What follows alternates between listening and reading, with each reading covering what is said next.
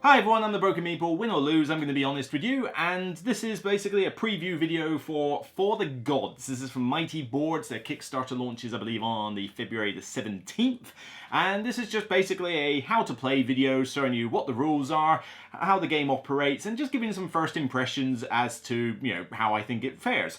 Now, bear in mind that this is a prototype version. I mean, I am playing from a printout set of rules, and the aesthetics, as you will see for a lot of this, particularly the artwork of the board, is fundamentally different now. Hopefully the media assets that I'm able to show you in terms of pictures and that will show you more accurately what it looks like now in its current stage of production. But this is a prototype copy, so I'm not going to make loads of comments about the component quality or the artwork and that such. I'm going to go more into the mechanics, what the game is like to play, and what good things, and possibly even bad things could fare for the future. Hooray! People are paying attention to me! So For the Gods, at its core, is basically an abstract area control game with an element of bag building. Players will move their ship around the map to the different regions and attempt to build towers on the map. You essentially have a base and then any number of stone tiles that you use, but you draw out of your bag. Your bag basically consists of a bunch of these, and they will have different pip values on them,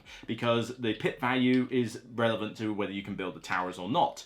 But the idea is that this is kind of your currency for the game in terms of action. So you start off with the same as everybody else, but dotted around the map, as well as some point scoring opportunities, which basically just tells you what points you get at the end of the game for having the biggest tower in that region. There are also god stones, and this is where the unique feature of this little game comes in. The idea is that you will deal out, based on player count, so many of these god cards. So this is for a 2-player setup, and I've got 4. You would normally do 3-player 5, 4-player 6. And these god cards are basically to denote a special power that you can trigger during a game should you dedicate one of your towers to the respective god. So each of the regions will have a certain number of these god stones at the start of the game, and they correspond to the different powers. And when you build your first temple in an area, you will take the god stone and pop it in your bag, so it becomes essentially part of your mix. You are building this bag up over time. What you do is that you will draw 5 things out of the bag, so 5 of these stones. Let's just grab these 5 for example, hide them behind your screen, and use this to denote what you're going to do on your turn. You can move your ship from region to region by spending one of these by putting it back in your bag for each step that you're moving. So if I want to move 2 spots, I need to take 2 of these and shove them back in my bag. Chances are you will have seen all the pip values and made your decision based on that thing. But then what you can also do is, let's say I have sailed to this particular region here, and let's just say I've got this one for example. I would first be able to build a temple by placing a base and then placing as many of these different stone bits as I like. But the pip value has to be the same for all of them. So if I happen to have got 3 in my hand for that have a pip value of 1 each, I can basically put all 3 together, plop them on there, and there's my tower in that region. You can only have one tower in each region, and everybody can put a tower in each region, because at the end of the day, in order to get the points at the end of the game, you need to have the tallest one. So there is an element of going back and forth between regions and potentially making them taller as the game goes on. Because just because I have put them as 3 now, I could easily get 2 more of them and make it larger at some other point in the game. But you basically have to micromanage your hand of 5 of these little stone tiles for moving and for building.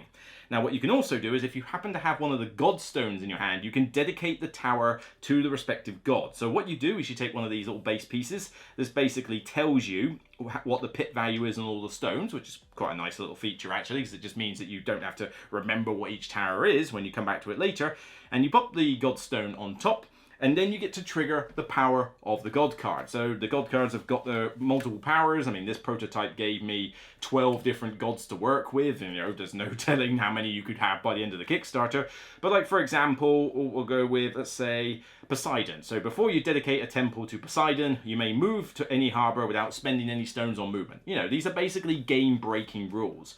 So we'll try, let's try another one, Apollo. So when you dedicate a temple to Apollo, at the end of your turn, draw 7 stones in your bag rather than 5. And then there are other ones that let you, increase towers in certain areas, like maybe on the whole island or in different regions or on ports, So there's a lot of different powers that this game has, and these are going to be predetermined at the start of the game by which ones get selected. So god powers don't just go away and then new ones come in. No, you have your selection. Let's say a 3-player game. Here we go. Here are the 5 we're using. This is the 5 we're using. So it's got that element to it, and this is what will add to the variety of the game. At the end of your turn, you're going to draw from your bag back up to your hand limit of 5. And I say hand, it basically goes behind your screen, so screen limit, whatever you want to call. But this is important because you will always have 5 of these to look at before it's your next turn, so you can plan ahead. But also, the stuff that's on your board, on the table, will not go back into your bag. So your bag is going to dwindle with stones in total throughout the game, even though you're adding god stones back in, and these are going about the place.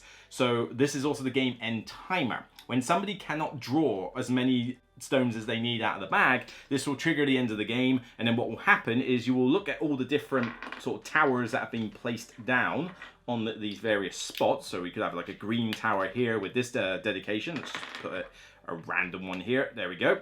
But red has the tallest tower there, so red gets the 10-point bonus from this. And all the other regions at the start of the game will have random allocations for where all the big points are, which is naturally going to influence what people try to do.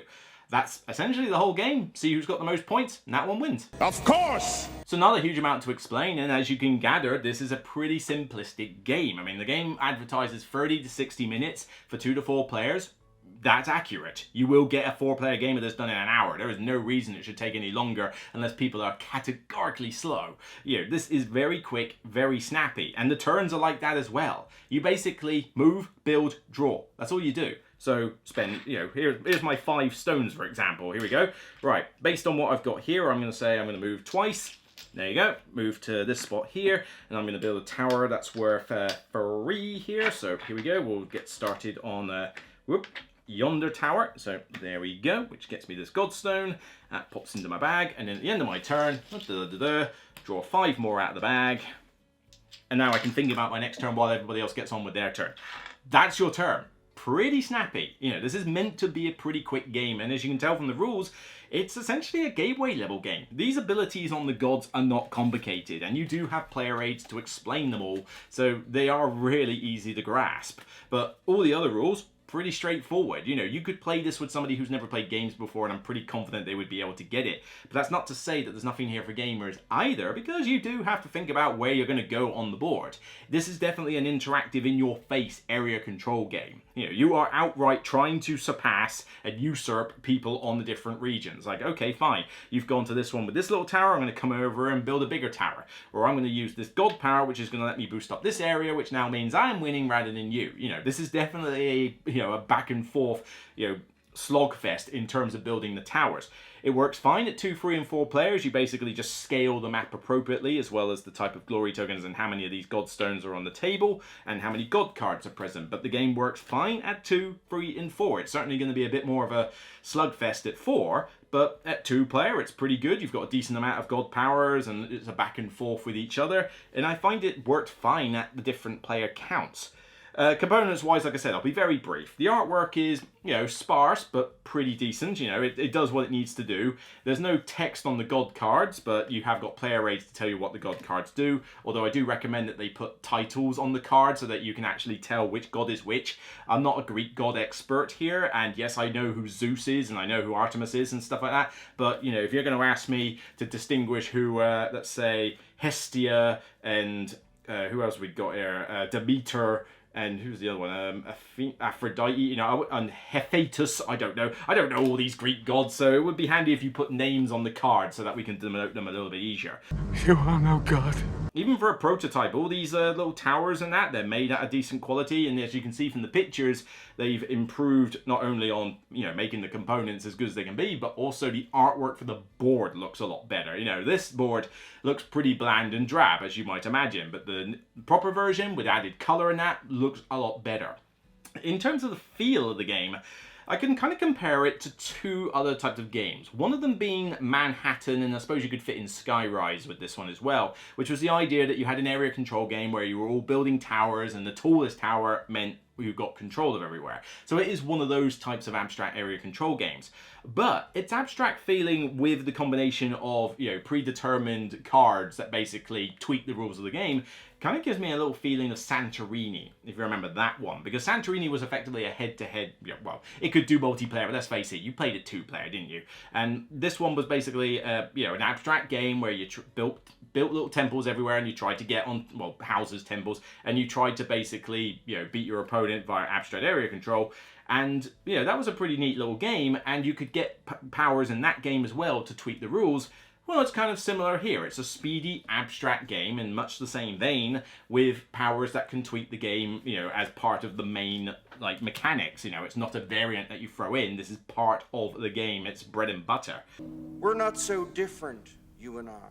Now, there isn't much more to the game than that, so maybe gamers might find that there's not enough here to draw them in. There's not enough, funky rules or variants or, a huge amount of depth within the game. This is definitely meant to be cornering, a more simplistic market, an audience of gamers that are more new to games, or people that are completely new to games. And for that, I think with a 30 to 60 minute time limit, a rule book that's literally 5 pages of A4, and that was for the prototype. I'm pretty sure it won't be that big for the actual main rule book, and easy powers and that you can just switch out from game to game, and quick snappy turns. It's got the recipe to appeal to a lighter game audience. And even though area controls are not my typical bread and butter with games, if you look at my collection, area control does not feature particularly heavily. If I'm going to do an area control game, I would rather it was quick and snappy and just nice and quick, get it done. And if it didn't go well for you, well, the game was pretty short anyway.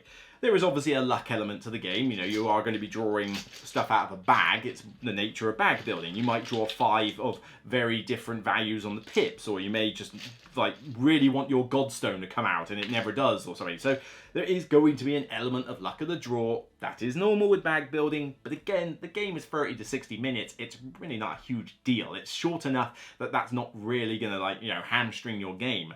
Overall, neat. Does the trick. I'll be interested to see how this one develops. And if you want to get involved in the Kickstarter, it's launching on the 17th of February, and I will put a link in the description below so you can have a look for yourself. So that's it for me on this episode of The Broken Meeple. If you like what you see, then give it a thumbs up on YouTube and Board Game Geek. Let me know your comments down below. Does this appeal to you? Are you one of the few people in the world that's had the chance to try out the prototype? In which case, let us know your thoughts. Let's get it all together. And, is this one that you might be interested in backing? Let us know. So take care, and remember, it's only a game, and I'll see you on the next Broken Meeple video. When you do things right, people won't be sure you've done anything at all.